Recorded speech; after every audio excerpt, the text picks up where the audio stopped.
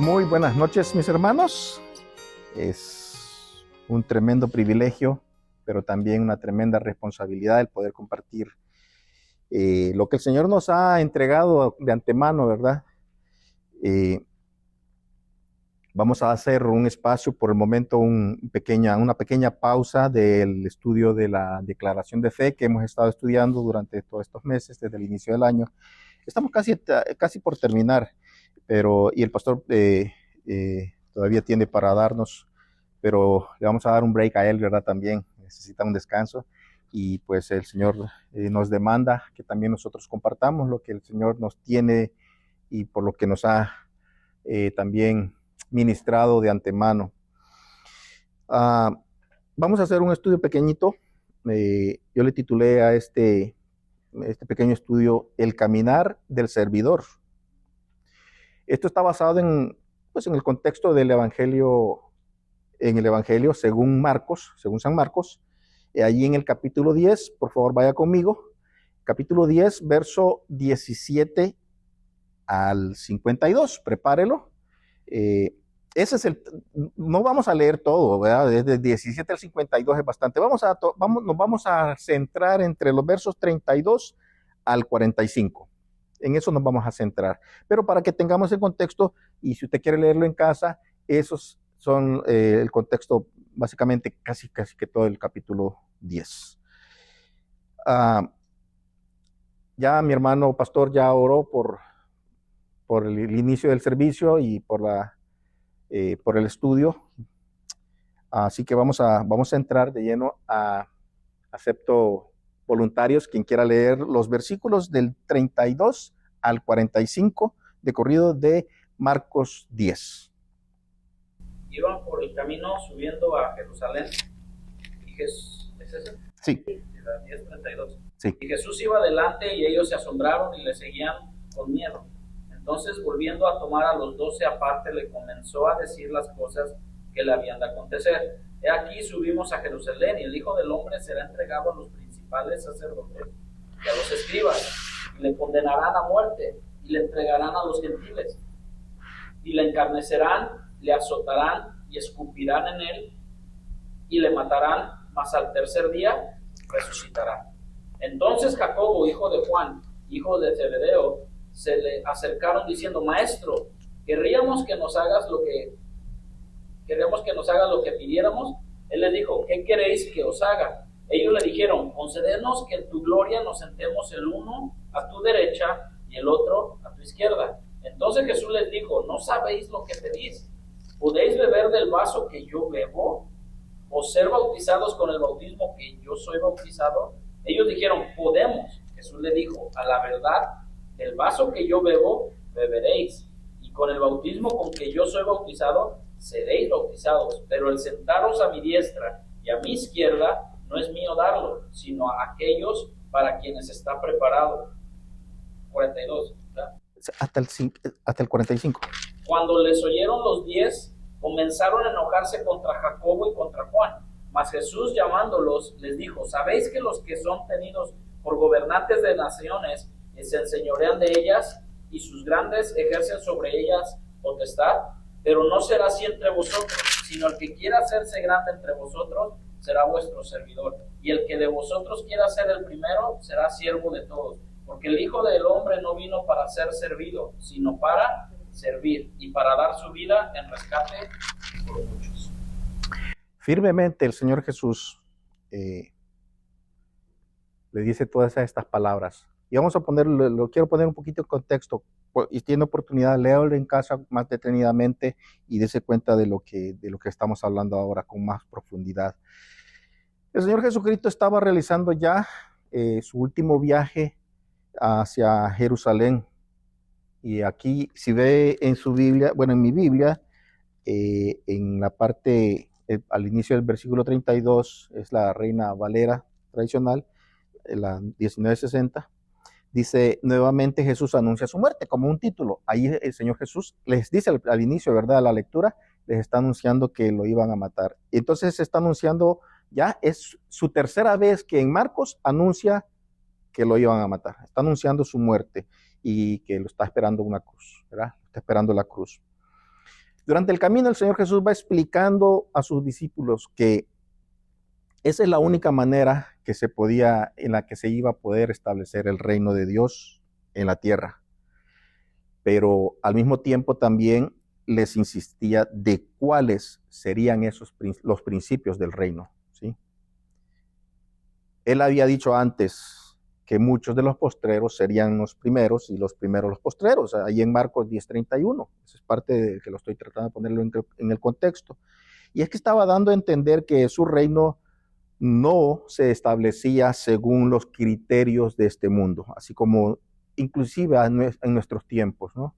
Que los criterios que encontramos en este mundo, que el que más puede, el que más tiene más puede, o el más pudiente más logra.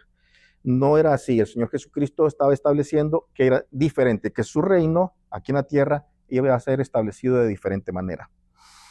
También dijo que para entrar al reino de Dios era necesario recibirlo como un niño. Ahí está en Marcos 10:15, ¿verdad? Ahí está ilustrando, por cierto, la parte donde, o la historia más bien del joven rico, ¿verdad? Que le dijo, maestro bueno, ¿qué debo hacer para ganar el reino de los cielos, verdad? Y pues él no tuvo la capacidad de depositar su confianza en el Señor Jesucristo, sino en sus ganancias, ¿sí?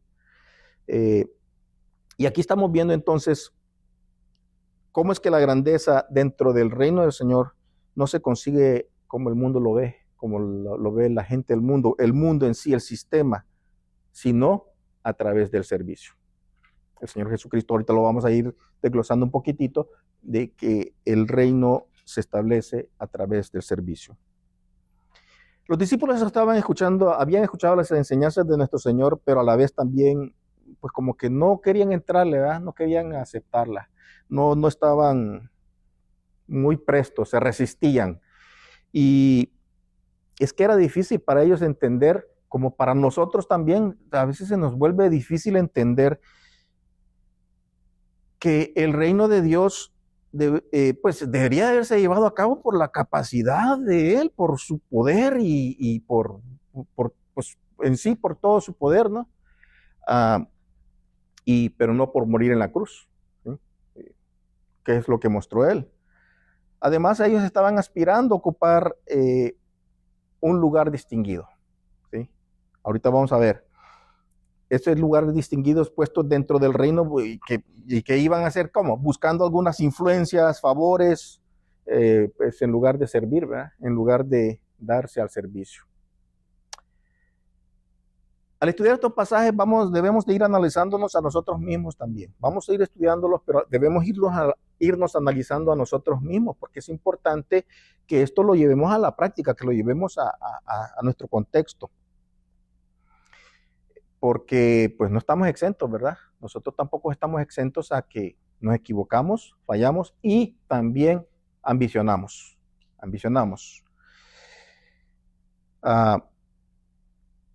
Lo que pasó también nos puede pasar a nosotros. Estamos totalmente arraigados a esa misma idea. Es que es nuestra naturaleza caída la que nos lleva a esos deseos, ¿no? Se manifiesta en cualquier momento de nuestra vida, en cualquier lugar, en toda circunstancia, podría decir más bien. No ha cambiado nada.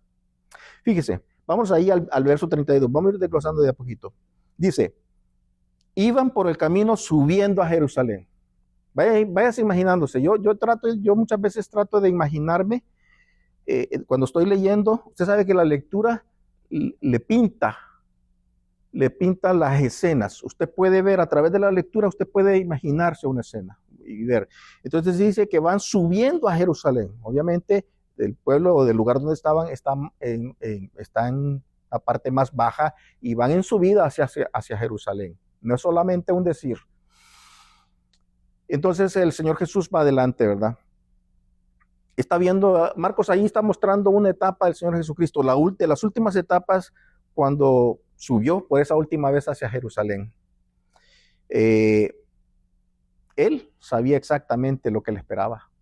Él sabía exactamente lo que iba a suceder. Ustedes saben que Jesús, como Hijo de Dios, Dios mismo, soberano, omnisciente, omnipresente, omnipotente, omnisciente, ¿sí? Sabía todo.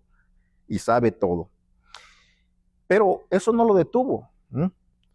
Él mostró determinación y siguió sus pasos y dijo, voy a hacer la voluntad de mi Padre. Él va definido y decidido, sin importarle cuál fuera el precio que iba a pagar.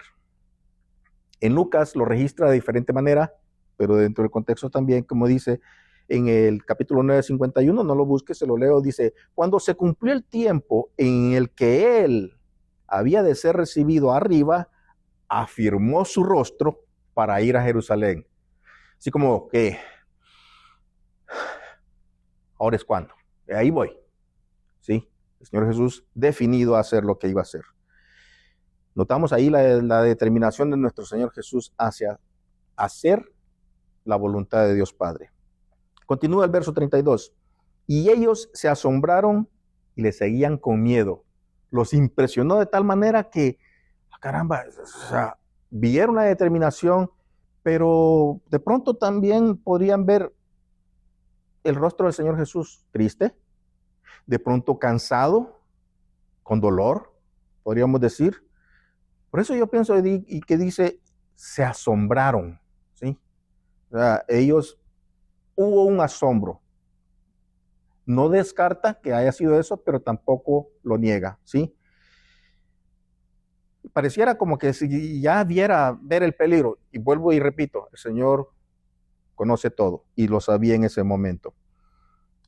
Y aunque podemos decir que los discípulos estaban más metidos en sus cosas, en sus ideas, en sus pensamientos de que acerca del reino y quién es el que iba a ser el primero y quién se iba a sentar a la derecha, lo acabamos de leer, ¿no? Y pensando en sus sueños, ¿verdad? Sus sueños de grandeza y bueno, ya lo vamos a ver.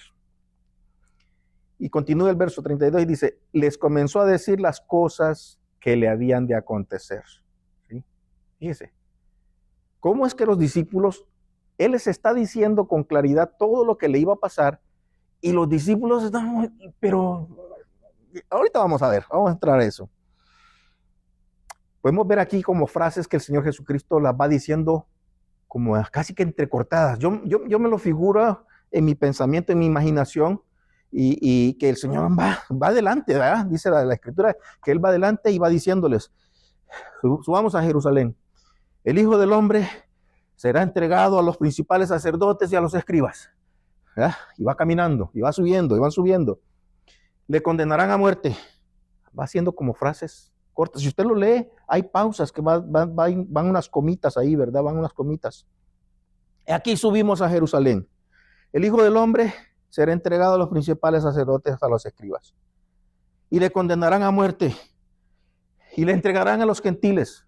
¿Sí? Va haciendo esas expresiones. Y le escarnecerán. Le azotarán. Todos, vea, esa coma son pausas, ¿verdad?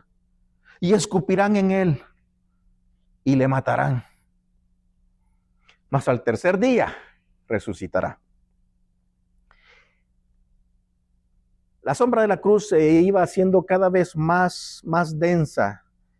Y el Señor Jesús aquí está mostrando la angustia que se puede sentir o que pudo haber sentido al anticipar esa agonía del Getsemaní también, cuando estuvo agonizando en el Getsemaní, ¿verdad? Ahí en el Calvario. Y en el Calvario, pues, donde fue crucificado. Pero también muestra un tremendo conocimiento, un pleno conocimiento, diría yo, de todo lo que iba a pasar. Él lo está diciendo, va a pasar esto, va a pasar, y pasó, ¿sí no? Pasó, sucedió todo lo que él dijo. Pero aquí nos muestra también de que no era solo un hombre, como algunos tienen la idea de que no, pues es que era otro profeta, ¿sí? Ya se murió como todos los profetas, y no, aquí está mostrando también algo que ha sido plenamente planificado desde antes de la fundación del mundo, allá en el seno de la Trinidad.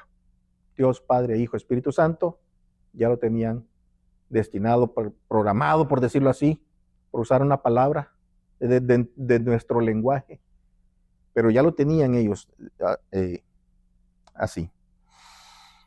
Aquí no había nada que hubiese sido involuntario, nada que fuera imprevisto, nada que fuera pues un resultado de que hay una casualidad, ni modo, plan B, ¿a qué hacemos? No, esto estaba de su propia elección, libre, determinada y de forma deliberada, es decir, con toda la intención, Él lo sabía todo.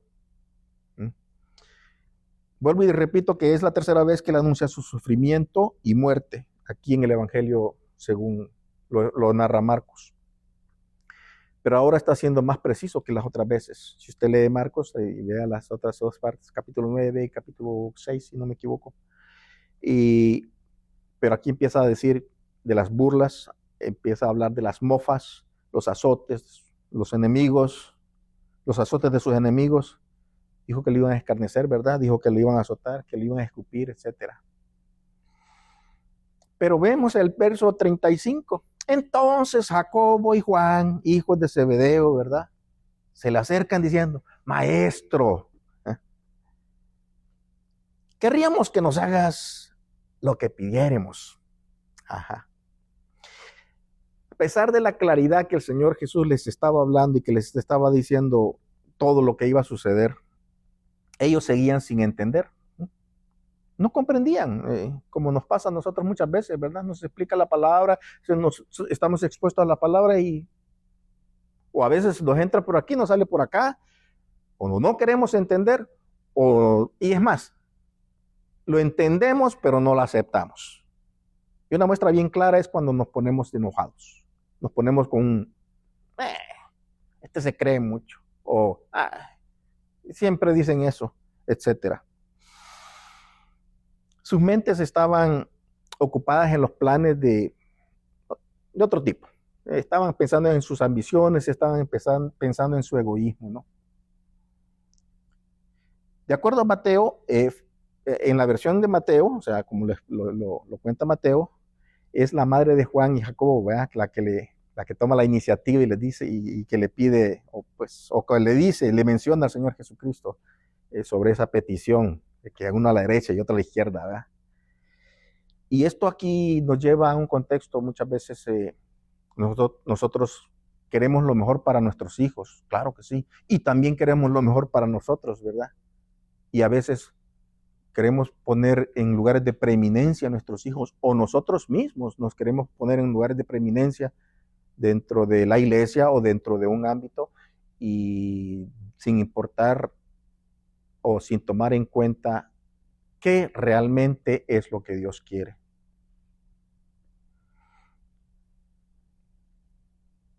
Entonces digo, debemos de ser más bien cuidadosos en eso cuando pedimos.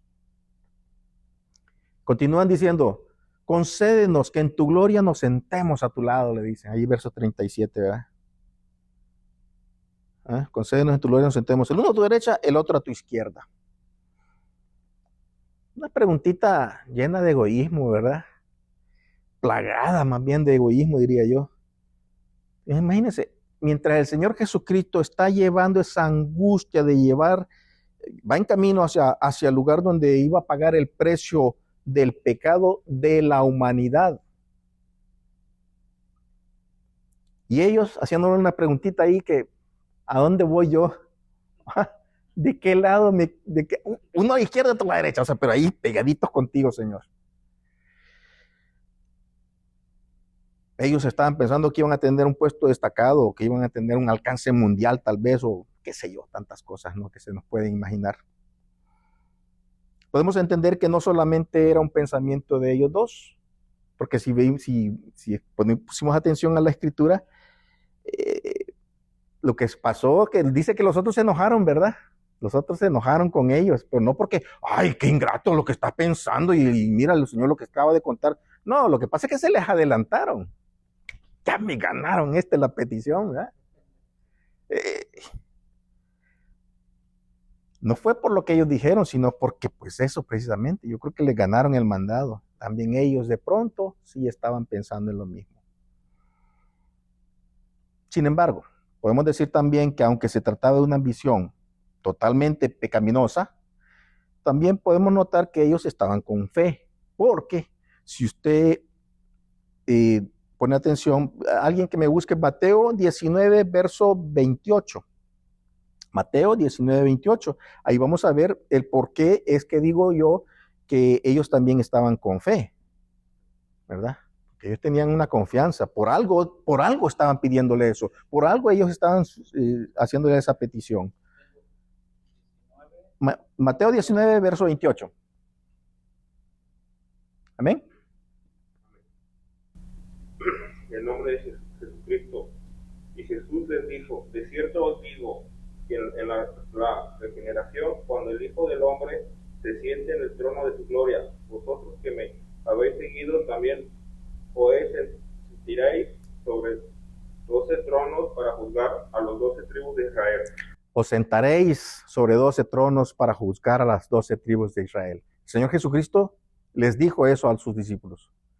Sí, pastor. Otra versión, adelante. Le aseguro que todos ustedes reinarán conmigo cuando yo, el Hijo del Hombre, me siente en el trono de mi reino poderoso. Entonces Dios cambiará todas las cosas y las hará nuevas. Cada uno de ustedes gobernará a una de las 12 tribus de Israel. Es una fe. Ellos estaban confiando en eso.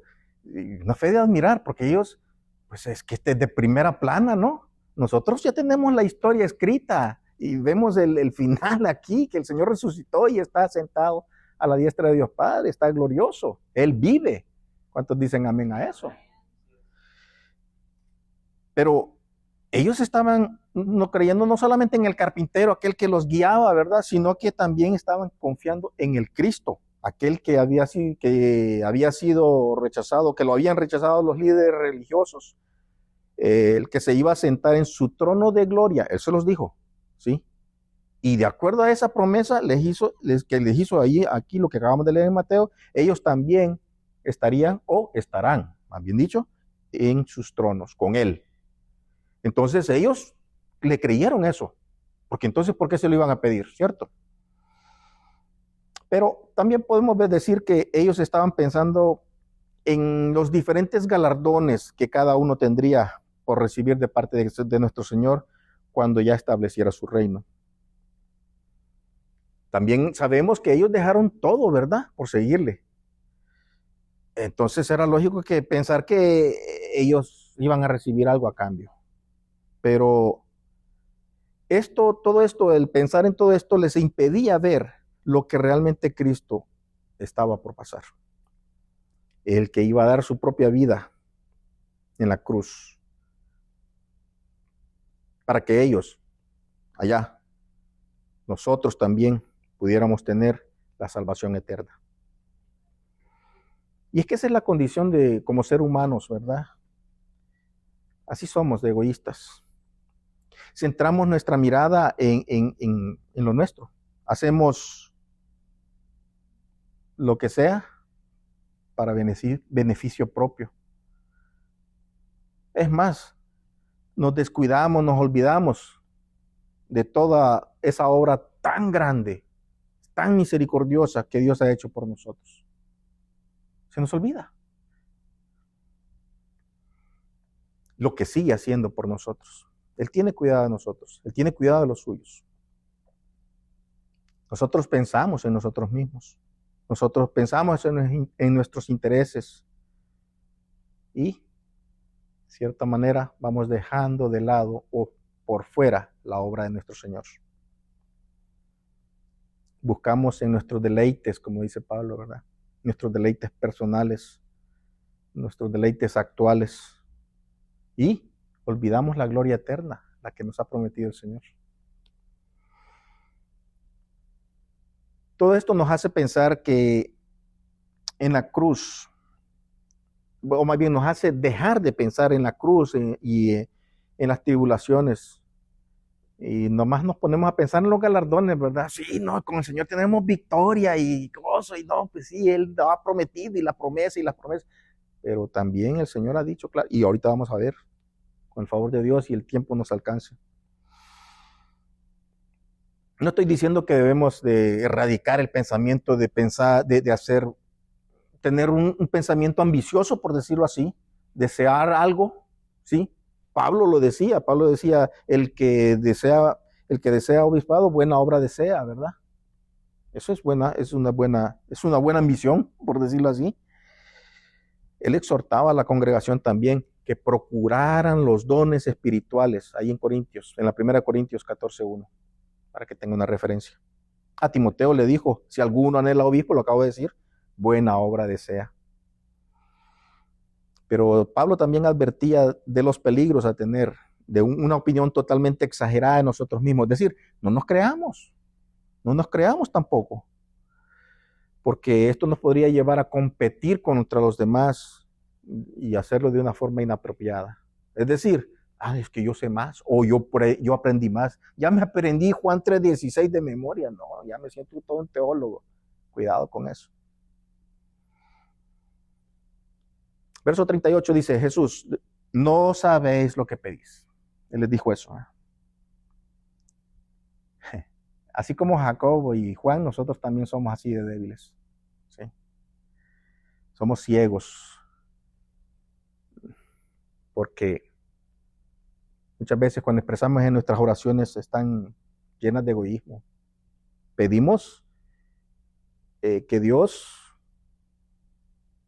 nos sane, que nos libere de problemas, que nos dé trabajo, que nos dé salud, que no estemos enfermos, que tantas cosas le pedimos. Fíjense que quizás por eso el Señor no nos da todo lo que le pedimos, ¿verdad? Porque es que dejamos de lado en nuestras oraciones el glorificarle a Él, el exaltar su nombre primeramente, el buscar cuáles son sus intereses en su reino, qué es lo que Él quiere, darle a Él el lugar que a Él le corresponde, humillarnos delante de Él. Decía un pastor, es que yo veo que a la hora les decimos, estamos en la oración, levante sus manos, no, ahí las tienen metidas en las bolsas de los pantalones, como que se les van a caer las monedas. Y decía también, y dice, no, cierre sus ojos y no, hombre, y ahí los tienen bien abiertos y los empiezan a cerrar cuando los tienen que tener abiertos, dice a la hora de la predicación. Bueno. Santiago claramente dice en su carta, ¿verdad? En Santiago capítulo 4, verso 13, lo leo. Pedís y no recibís porque pedís mal para gastar en vuestros deleites. Por eso digo, qué bueno, ¿verdad? Qué bueno que Dios nos da todo lo que le pedimos. Porque es que si no, pues ¿qué pasaría? Sería de todo lo que le pidiéramos. Si Dios diera todo lo que le pidiéramos, sería para nuestro daño, para nuestra propia ruina. Él sí sabe lo que nos corresponde y Él nos da lo que necesitamos. No lo que nos conviene, ¿verdad? Mucho menos lo que nos conviene en el preciso momento que lo estamos deseando. Y es que también el mismo Espíritu Santo nos corrige, ¿verdad? En las oraciones cuando nosotros no podemos, cuando somos tan débiles y nuestras oraciones son tan débiles. Pablo lo dice en Romanos 8:26, y de igual manera el Espíritu nos ayuda en nuestra debilidad, pues, ¿qué hemos de pedir como conviene?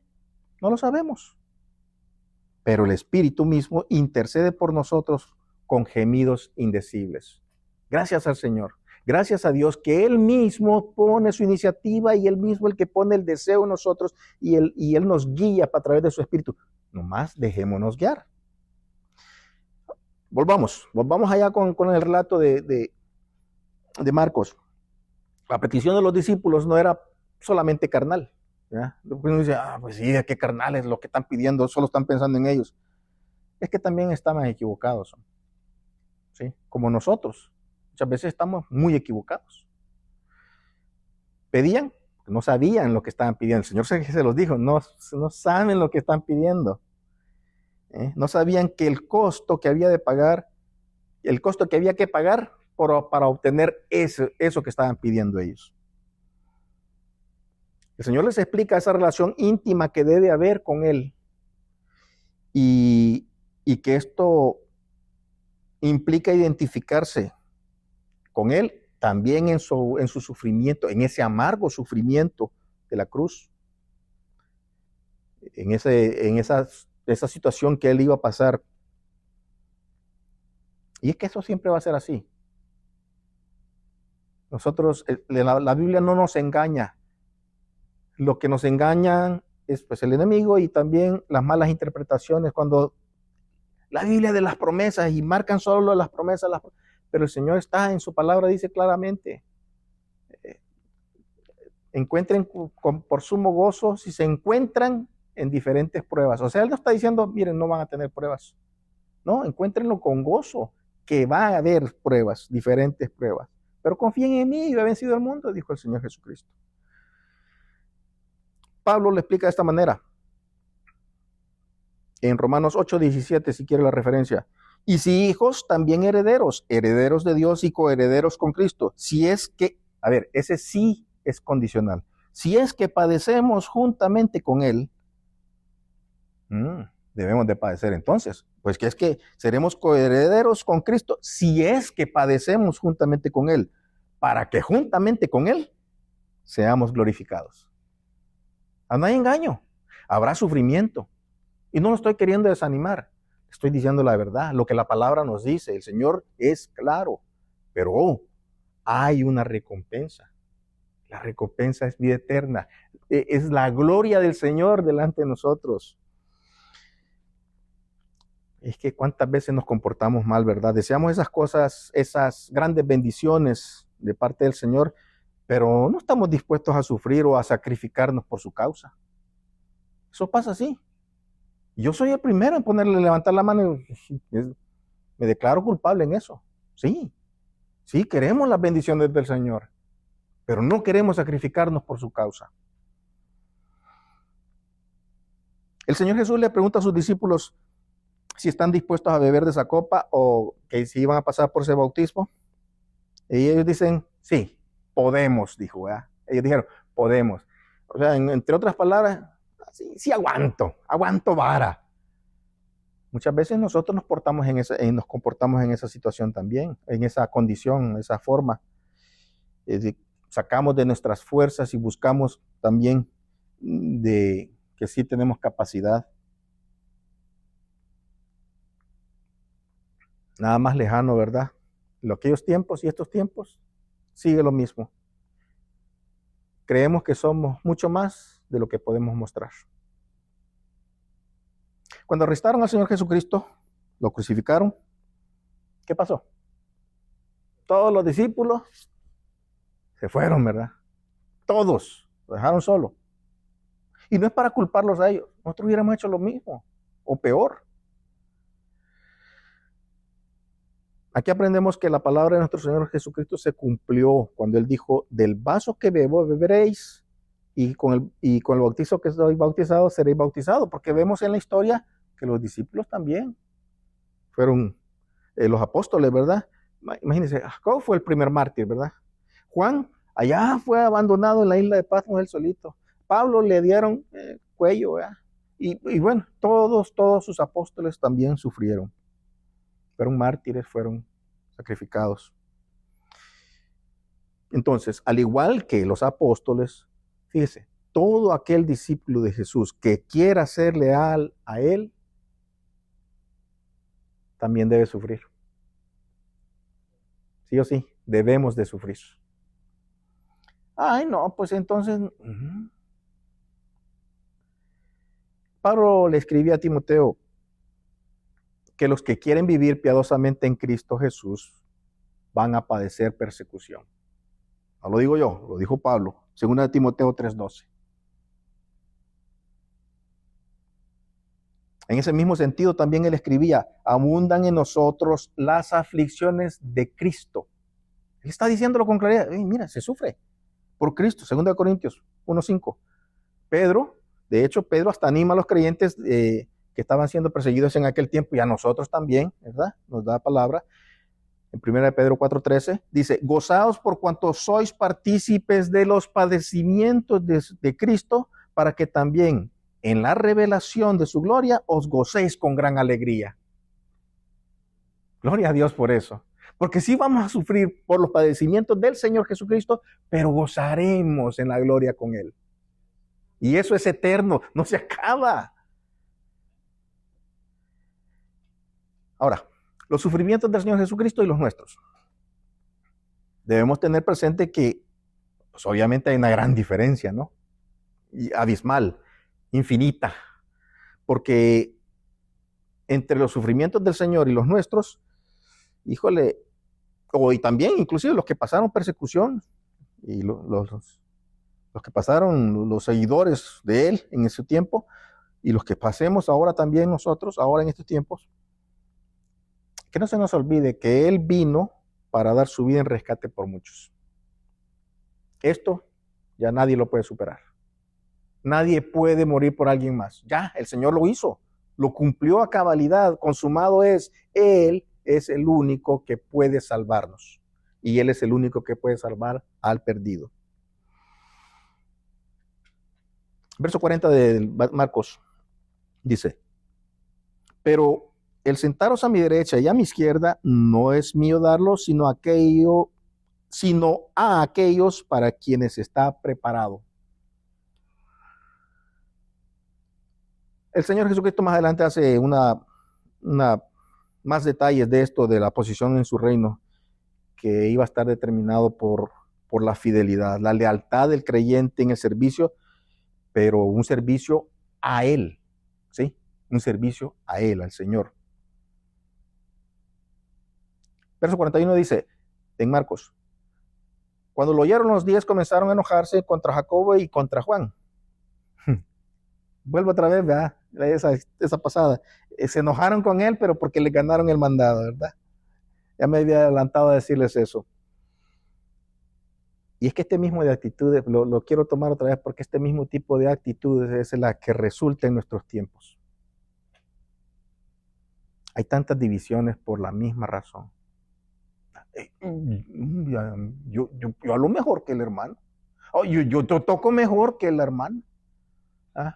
No, mi voz está más angelical. Y queremos estar siempre en esa constante lucha interna, pero que de nada glorifica al Señor. El uno le quiere ganar el protagonismo al otro.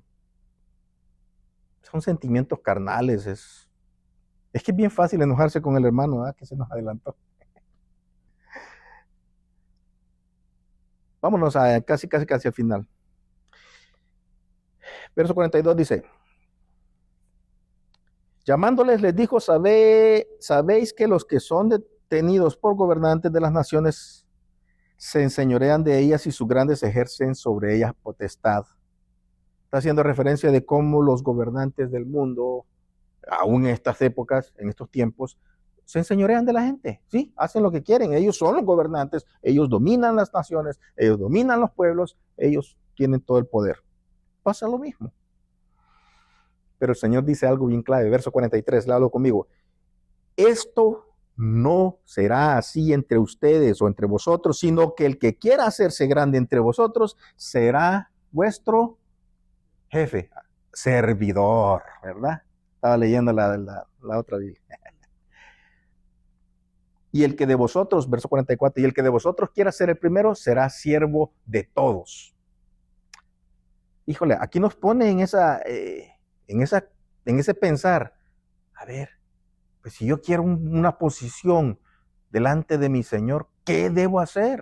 El Señor manda qué debemos hacer. El Señor Jesucristo da el ejemplo y dice, verso 45, porque el Hijo del Hombre no vino para ser servido, sino para servir y para dar su vida en rescate por muchos. Aquí está aclarando, está diciendo, está determinado cómo es que seremos aceptos en su reino, cómo el Señor nos acepta para que estemos recibiendo esos galardones. Y no significa que vamos a hacer obras. No se confunda como yo me confundí alguna vez. Entonces tenemos que hacer algo para ganarnos el favor de Dios. No, pero sí debemos de pasar sufrimientos, porque el Señor Jesucristo dijo, a eso vine, a servir, dar la vida por muchos en rescate. ¿Y qué dijo él? Aprendan de mí que soy manso y humilde de corazón, dijo también, ¿verdad? Sí. Entonces, no se trata de que porque tengo una posición, porque soy el líder, que porque soy el pastor, que porque soy del elenco aquí, de la élite, ¿no? Fíjese, el apóstol Pedro lo entendió de una forma más adelante y lo enseña a la iglesia, ya en el capítulo 5, versos 2 y 3. de la primera carta. ¿Qué dijo él? Apacentad la grey de Dios que está entre vosotros, cuidando de ella, no por fuerza, sino voluntariamente, no por ganancia deshonesta, sino con ánimo pronto, no como teniendo señorío sobre los que están a vuestro cuidado, sino siendo ejemplos de la grey. Está haciéndonos, y aquí nos da enseñanza a nosotros, que lo que tenemos que hacer es apoyar a la iglesia, instruir a la iglesia, a los hermanos, atenderlos. Si necesitan un consejo, que el Señor nos ayude a poder ayudarles, porque nosotros no tenemos respuesta. El pastor no tiene todas las respuestas, pero el Señor, Dios Santo, le dará respuesta, pero también tú búscala. Y también déjate discipular. También asiste no solamente a los discipulados, participa en cualquier actividad de la iglesia. Completa, desde el inicio al final. Mire, si sabes que el servicio empieza desde el saludo, de la entrada a la iglesia, hasta el final a la despedida. Que voy llegando ahí, ya cuando se acabe la alabanza, porque al final de cuentas las canciones no me las puedo. Y el hermano se equivoca. O, pues yo voy para la palabra. ¿Sí? El pastor nos recomendó, ¿verdad? La enseñanza del pastor Chuy. Ahí menciona, ¿sí? Empiezan a entibiarse, empiezan a alejarse del Señor. Y bueno, ya casi que estamos orando para el final. Y yo ya estoy allá con mi carro. Es más, desde aquí arranqué el carro, ¿va? Como tiene control. Desde aquí le di el arranque para que se me enfríe el carrito, porque yo ya voy a salir. Y ni siquiera me despedí de los hermanos. El servicio es de principio a fin. Hacer un comercial. En Corintios, Pablo también dice y da instrucción a la iglesia, haciéndoles ver que ellos estaban haciendo, o sea, teniendo a sus líderes por alto, ¿verdad? Casi que idolatrándolos. Nosotros somos de Apolo, no, yo soy de Pablo. Y aquellos salieron más lejos, no, nosotros de Cristo, ¿verdad? Pero él les está haciendo entender que más bien no eran ni ídolos, ni los grandes, no se trataba de eso, sino que son más bien los servidores. Pablo lo dijo. Les escribe en la primera carta a los Corintios, capítulo 3, versos 4 y 5. Dice, porque diciendo el uno, yo ciertamente soy de Pablo, y el otro, yo soy de Apolos. ¿No sois carnales? Los confronta. ¿Sí? ¿Qué pues es Pablo? ¿Qué es Apolos? Servidores por medio de los cuales habéis creído. Y eso según lo que a cada uno le concedió el Señor. El Señor es quien le ha concedido. Entonces, eso nos confronta a nosotros también. Porque es que yo soy el líder de jóvenes. Entonces, ustedes muchachos, tú el escoba, tú el trapeador y tú el Windex para los vidrios. Y dale. Yo aquí los miro.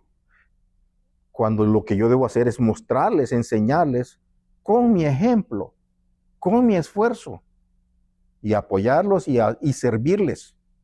Pero tampoco que se queden, a ver, como dice que servirnos, tráeme agua fría, ¿verdad? Tu líder. Es una enseñanza, sí vamos entendiendo, ¿verdad? Pablo más adelante en la misma carta les explica el sentido que debe haber en la iglesia en cuanto a los miembros y los dones. Fíjese, 1 Corintios 12, verso 20-21. Pero ahora son muchos, dice Pablo, muchos los miembros, pero el cuerpo es uno solo. Ni el ojo puede decir a la mano, no te necesito, ni tampoco la cabeza a los pies, no tengo necesidad de vosotros. Entonces no podemos decir nosotros, pues yo no, porque yo no manejo las cámaras, no, pues yo no sé de la música, entonces ¿para qué voy o para qué ayudo? Y tampoco le puede decir el otro, no, pues es que ni sabe nada, y ¿para qué viene? Solo viene a hacer estorbo. No, todos somos miembros de un solo cuerpo, donde la cabeza es Cristo, pero todos somos miembros y debemos estar unidos. Entonces todos debemos estar y mantenernos unidos y fortalecernos unos a otros, animarnos unos a otros, apoyarnos unos a otros.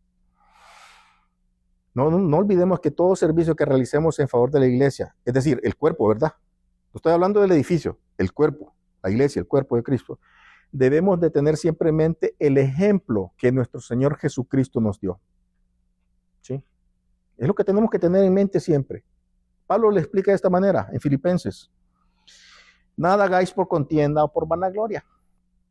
Antes bien con humildad, estimando cada uno a los demás como superiores a él mismo, no mirando cada uno por lo suyo propio, sino cada cual también por lo de los otros.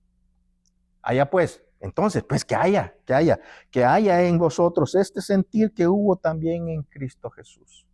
Pensemos igual que el Señor, vivamos igual que el Señor, busquemos la forma de servir a los demás. Dice, el cual, nuestro Señor Jesucristo, siendo en forma de Dios, no estimó el ser,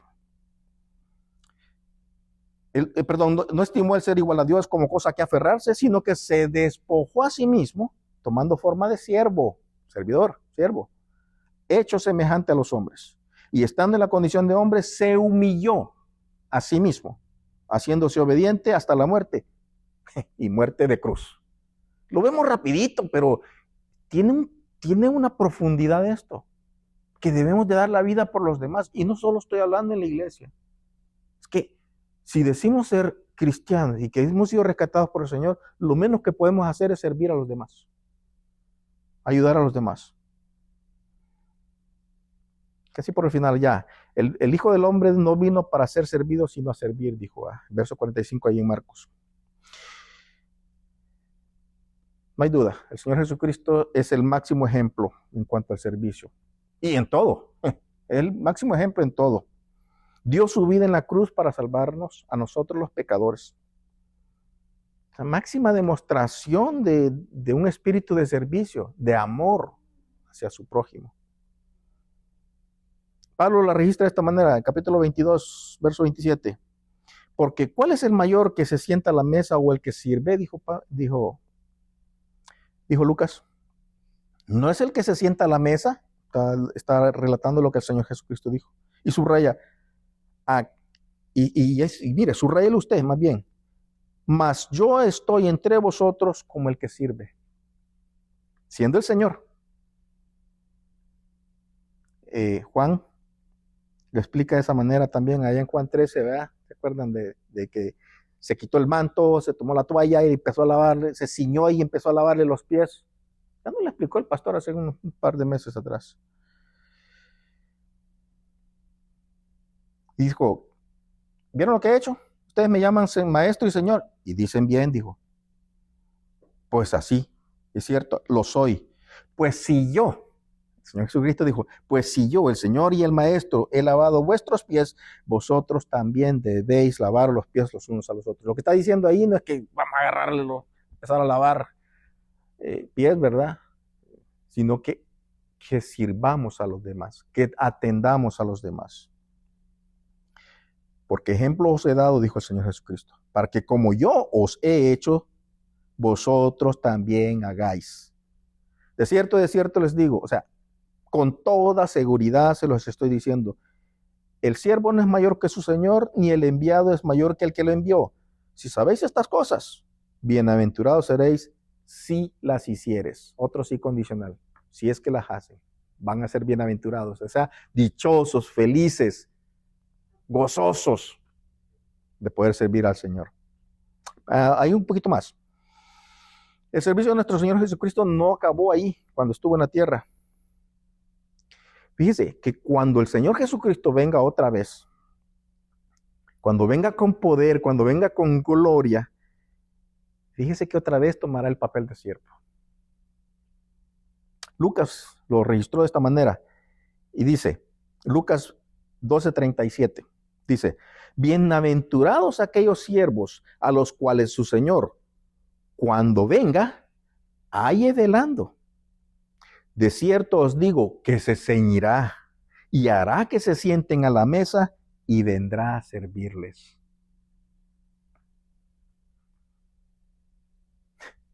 ¿No debería ser esto una causa, una razón para que nuestros corazones empiecen a decir, yo debo de servir, yo debo de hacer algo por mis hermanos, yo debo de ponerme en acción?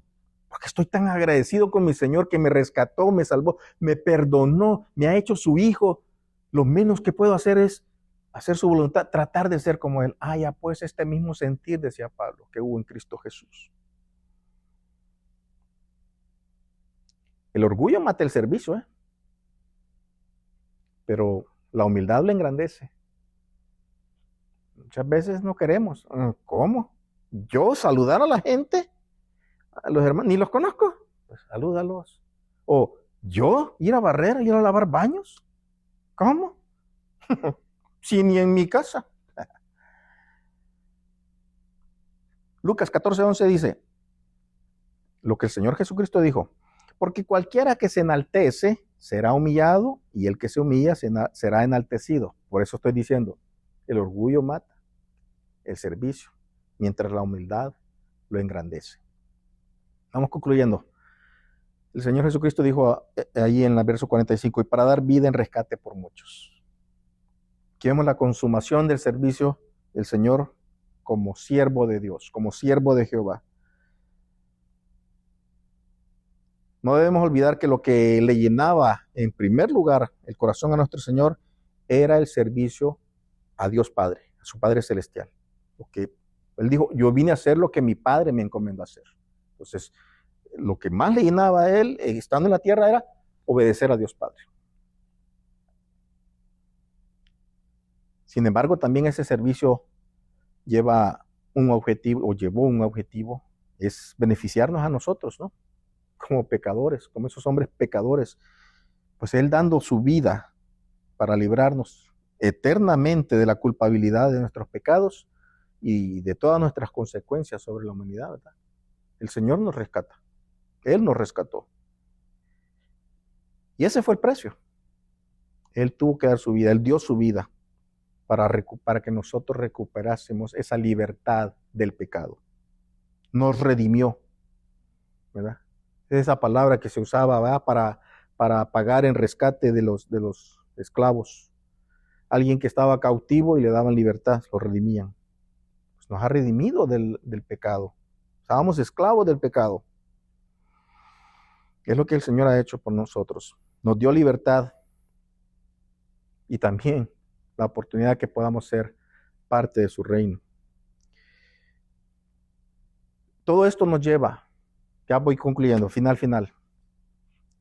Todo esto nos lleva a pensar, perdón, me tardé un poquito, pero era importante, que debemos pensar y debemos de cambiar nuestro enfoque. ¿En qué debemos enfocarnos? Es un reto, porque con todo este bombardeo y la sociedad y los medios, el Facebook y todo eso, y el comercio, te bombardea el pensamiento y de repente te desenfoca de lo que debemos estar enfocados. Debemos de desechar lo que no nos sirve y enfocarnos en lo que es más importante. ¿Y qué es más importante? Tú debemos de pensar, ¿en qué es más importante? ¿Estoy enfocado o estoy desenfocado? ¿Qué es valioso? ¿Qué es lo valioso que llama mi atención? ¿Qué dice la palabra al respecto? Debemos de ser determinados, debemos de pedir en oración y debemos definirnos. Salmo 101:3, lo leo rápido. No pondré delante de mis ojos cosa injusta. Aborrezco la obra de los que se desvían. Ninguno de ellos se acercará a mí. ¿Qué está diciendo el salmista? Está siendo determinado. Me voy a apartar de esos malos pensamientos, me voy a apartar de esas amistades, y no para decirle, tú eres un malo y pecador. No para condenarlos, pero de empezar a determinarnos. Decía un pastor de por allá de Sudamérica que al recién convertido, ¿cómo puedo hacer? Pues ponte en práctica. Practica los saludos, Dios te bendiga, ¿cómo está? Qué gusto saludarte, amén hermano. Empieza con eso y empieza a usar el lenguaje que se usa en la iglesia. Deja de ver esos programas que dicen groserías. No, pero yo no las aprendo. Las estás escuchando, déjalas, apártate. Es lo que está diciendo el salmista, me niego a mirar cualquier cosa vil o vulgar. Detesto a los que actúan de manera deshonesta. O sea, me aparto de ellos. No tendré nada que ver con ellos. No, hombre, pues vamos, hombre, y ahí nomás para que me hagas. Yo hago todo. No, te acompaño a eso. Yo no quiero participar de eso. Pedir en oración. Salmo 119:37 dice, aparta mis ojos que no vean la vanidad. Avívame en tu camino. La súplica es que le pidamos al Señor que aparte nuestros ojos de las cosas inútiles y que nos dé una vida mediante su palabra. Es decir, que nuestro deseo y nuestra atención sea en su palabra, porque de ahí es donde nosotros vamos a ir aprendiendo y de ahí vamos a ir siendo edificados. ¿Y cómo nos definimos? Definición, la palabra. Mire, lo estoy sacando de la Biblia. Filipenses 4:8. Por lo demás, hermanos, todo lo que es verdadero, todo lo honesto, todo lo justo, todo lo puro, todo lo amable, todo lo que es de buen nombre, si hay virtud alguna, si algo digno de alabanza, en esto pensad. Póngase a pensar, busquemos el pensar la palabra del Señor. Pero ¿cómo vamos a hacer? Pues leyéndola, estudiándola, escuchándola, atendiendo los servicios de oración, atendiendo a las reuniones de enseñanza, manteniéndonos firmes y buscando. Concéntrense, decía Pablo, en todo lo que es verdadero, ponga su mente en eso, enfoquémonos en eso, y que eso nos va a ayudar a mantenernos la mirada fija en el Señor y hacer su voluntad, porque no hay mejor alabanza. Entonces, yo quiero alabar al Señor, no hay mejor alabanza que la obediencia. Vamos a orar, hermanos. Padre Santo, Padre bueno, gracias, Dios mío, por darnos este tiempo de estudio, por darnos esta palabra en la que hemos sido confrontados, mi Dios. Perdóname, Señor, si este siervo inútil no ha podido trazar con precisión tu palabra. Pero tú, mi Dios, con tu espíritu, tú has tocado los corazones de mis hermanos. Les has dado, Señor, esa inquietud. Pues tú, mi Dios, eres soberano y conoces los corazones. Y nos has dado la oportunidad, Señor, de poder estar aquí siendo confrontados. Gracias, Dios mío bendito, por este tiempo que nos das. Te suplicamos, Señor, que sea siempre dándonos ese deseo de buscarte a ti, con todo nuestro corazón, de acuerdo a tu palabra, y no con la forma como nosotros pensamos. Que podamos ser transformados y que podamos ir erradicando todo aquel viejo hombre que está plagado y está pegado a nosotros. Queremos adorarte, queremos agradarte, Señor. Y la mejor alabanza que podemos hacerte es nuestra obediencia, Señor. Darte nuestro corazón. Lo cantábamos hace un momento, Señor, que queremos adorarte con todo nuestro corazón. Que esa sea la mejor melodía, la mejor adoración. Que nuestra obediencia, Señor, llegue aún con ese sacrificio del que tú demandas, pero que tú también, Señor, galardonas. Que nuestra mirada esté puesta, Señor, en querer obedecerte y de querer glorificar tu nombre, en obediencia, en gratitud y en el deseo de, Señor, hacer tu santa voluntad. Te suplicamos, Señor, que bendigas a los jóvenes, a nuestros jóvenes que están allá, que mañana empieza el Congreso de Jóvenes, Señor, que sean edificados también con tu palabra, que sean fortalecidos, confrontados, de manera tal, Señor, que haya un cambio y que empiecen a dar frutos, Señor. Que los que estamos acá también nosotros nos preparemos, Señor, para guiarlos, para indicarles también cómo hacer en los momentos necesarios, donde hay confusión, cuando haya frialdad, cuando haya desinterés. Que tu gracia nos envuelva, mi Dios, que podamos ser esos medios por los cuales tú te vales. Glorifícate en nuestras vidas, Señor. Llévanos con bien a casa. Concédele bienestar a mis hermanos que pudieron venir aquí, Señor. Te pido, Señor, que les des bendición en sus corazones. Te ruego también por aquellos que quisieron estar aquí y no pudieron, Señor. Pero también te rogamos y te pedimos por aquellos que que sí pudieron y no quisieron, que también necesitan, Señor, el que puedan ser llevados por tu palabra y por tu Espíritu. Ten compasión de todos nosotros, Señor. Guíanos en nuestro camino en todo momento. Que nuestra boca, nuestro pensamiento sea para glorificarte en todo momento. Llévanos con bien a casa, Señor. Glorifícate en nuestras vidas. Y concédenos paz. A ti la gloria, mi Señor Jesús. Tú eres Dios. Vives para siempre. Amén y amén. Muchas gracias, mis hermanos. Pasen una feliz noche. Nos vemos que el viernes vía Zoom para la reunión de oración. 7:30.